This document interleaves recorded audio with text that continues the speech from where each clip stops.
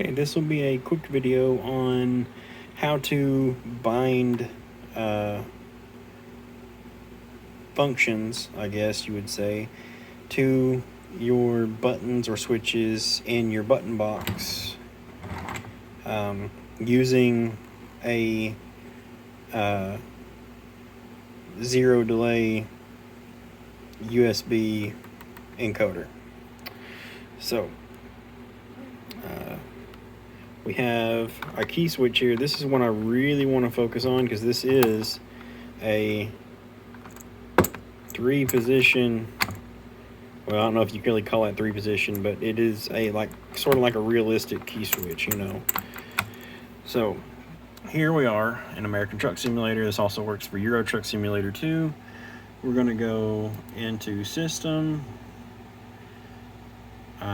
This is the new layout. They just updated this game to this new layout, and I really this is the first time I've opened the game to since they did it. Let's see. So if we want, okay, here we are. Okay, so say we want to set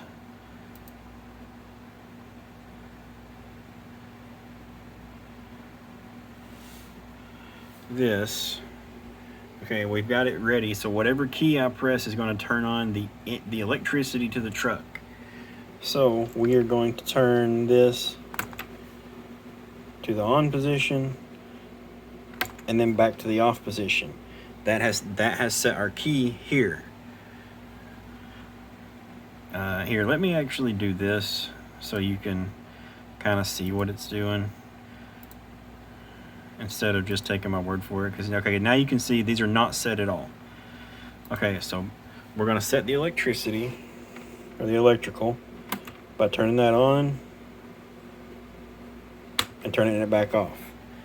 It is set to Joy 2, button 2.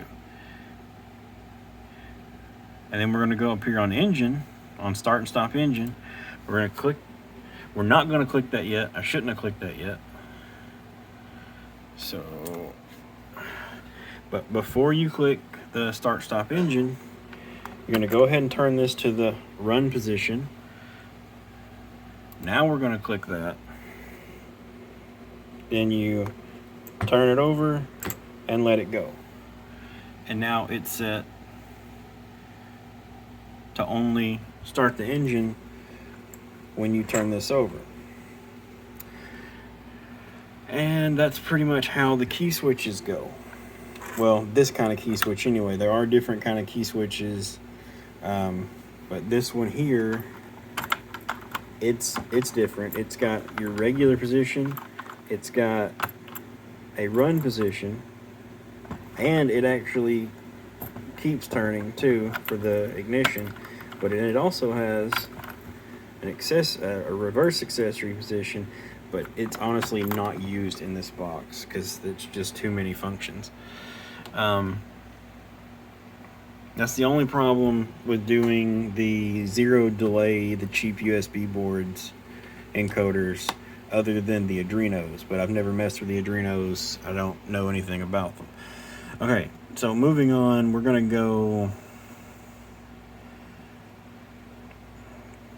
We'll do park and brake next, but my next thing is, okay, so say you're in the game, you're playing, you've parked now, and you want to turn the truck off. Just doing that is not going to turn the truck off. So you've parked, now you want to turn the truck off. You're going to have to go off, on, off to cut all the power to the truck to turn it off. Because it's the zero delay cheap USB encoder that I use in these, to be honest, they are only really good for momentary buttons. But you can get away with using all this stuff with a caveat. Okay, say I want to turn my lights on. Okay, you have two different light settings. You have, when you press the light button, you get your parking lights and your dash lights, and then you press it again and you get your actual headlights. And then you press it again, they go off. In my personal box's instance, doing that would turn my parking lights on and my dash lights on. Turning it back off and then flipping it back on turns my headlights on. My high beams, you just push them, they turn on. Push it, you turn them off. When it comes to wipers, one flick up is going to be the first speed of your wipers.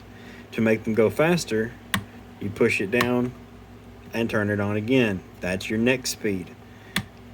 And your next speed.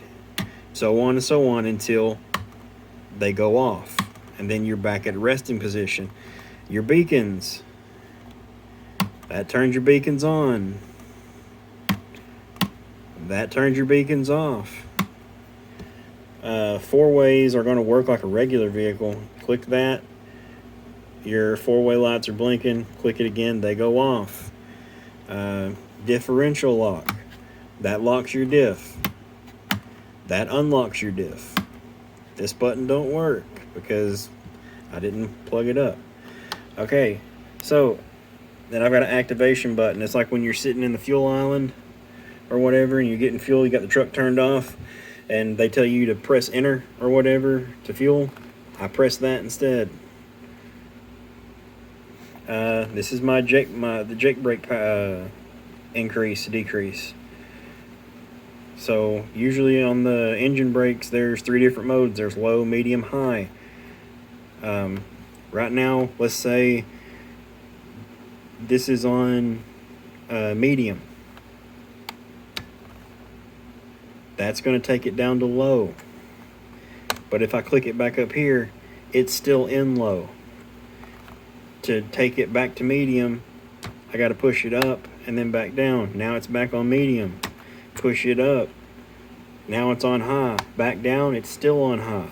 Push it back down, back to the middle. Now it's back on medium. This is a spring-loaded switch. It has 2 different functions programmed into it. If I pull it backwards, it engages my trailer brakes.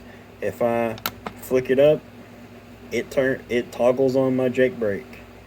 If I flick it again up, it turns my jake brake off. For parking brake, pulling it will activate my parking brake. To turn off the parking brake, you push it in, pull it out, and now the parking brake is off and you can drive again. And the only reason it's like that is because the circuit board I'm using, the USB encoder I'm using, is meant mostly for arcade boxes with momentary switches, with switches like these only. Which on this one you have more of these. And this is a more premium box. This is my personal one, so it's kind of ratty. But yeah, here I want to go ahead and show you while we're in this video. I want to go ahead and show you how you set the parking brake, how you program the parking brake. Because by default, the parking brake is spacebar. So we're going to go in here. I'm going to click parking brake. All I'm going to do is pull that, push it back in. Now the parking brake is set to your pull and push button, your pull and push switch. If your box has that, which, I mean, my first boxes didn't.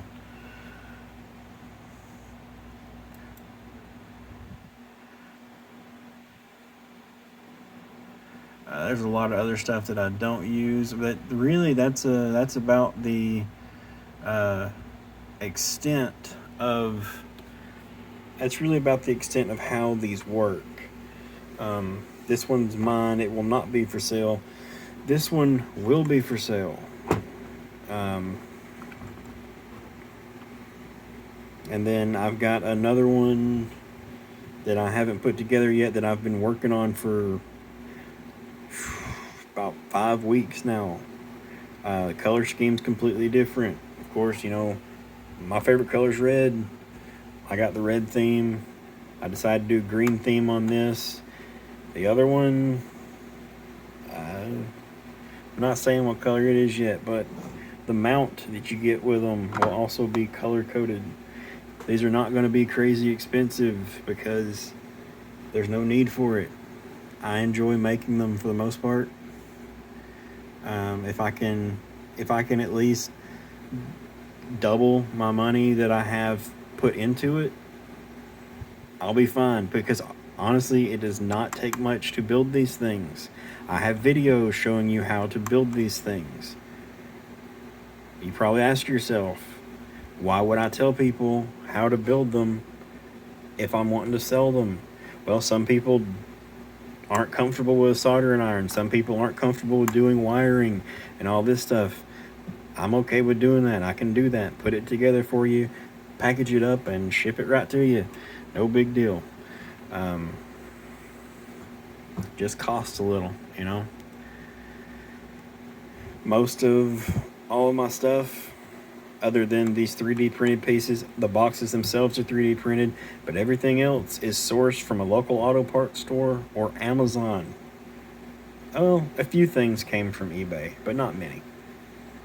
But yep, that will be the end of this video. I just wanted to make it to kind of explain how some of these things work.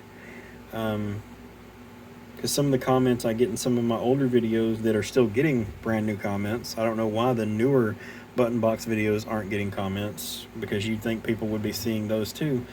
Some of the comments kind of seem like people may not understand exactly how these work, but hopefully this will clear up a little bit.